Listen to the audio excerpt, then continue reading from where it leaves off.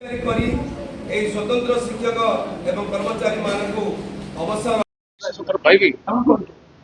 Professor Yudhishthir कटुआ सभापति राज्य स्वतंत्र विद्यालय शिक्षक और कर्मचारी संघ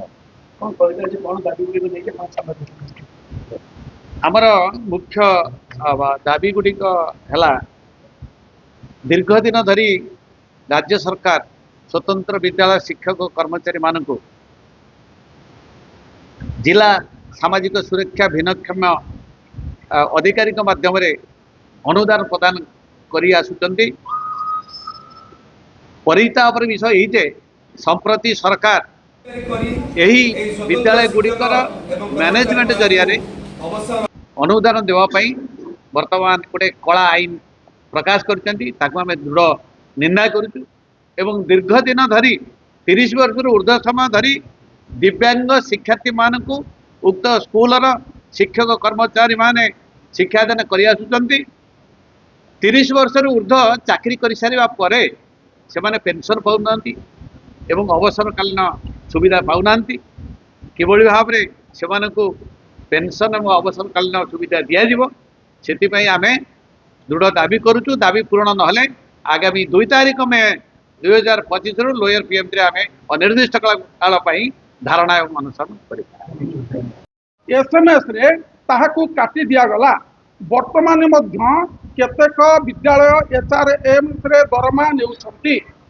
आमे सरकार पाखरे दाबी करूचु जे सरकार आमर leave rule recruitment rule retirement benefit आमको तुरंत करी आमको non government aided educational institute Bhavre जदि स्कूल एंड मास एजुकेशन रे मिसई दियंते जमिति माद्रासा स्कूल को मिसई छंती सरकार ठीक से बड़ी आमको जदि मिसई दियंते ताहले बहुत भलो होंता। कारण ये होची लोकप्रिय सरकार, ये होची लोक मंगलकारी सरकार। तेणु ये सरकार को हाथ जोड़ी आपण माध्यम विनीत प्रार्थना करुच्ची जदि सरकार यह प्रति अवहेला करती एवं सरकार जो कला आईन प्रस्तुत करने को जाऊँगी ताद्वारा आम आज्ञा यही चाकरी उपर निर्भर कर बंचुचु आमर छुआ पिला पाठ पढ़ाऊचु। यह हाम्पर हेले आमर पिला मानकर भविष्य अंधार हो। तेणु लोयर पीएमजी आम 2 तारीख धारणा देवु सार जहाँ कहले से जदि सरकार न शुणती ताले सपरिवार आत्माहुति देवाक आम बाध्य। कारण आम भिन्नक्षम लोक होता कारण आम केबे हेले अन्य उपाय कर बंचवा संभव नुहे।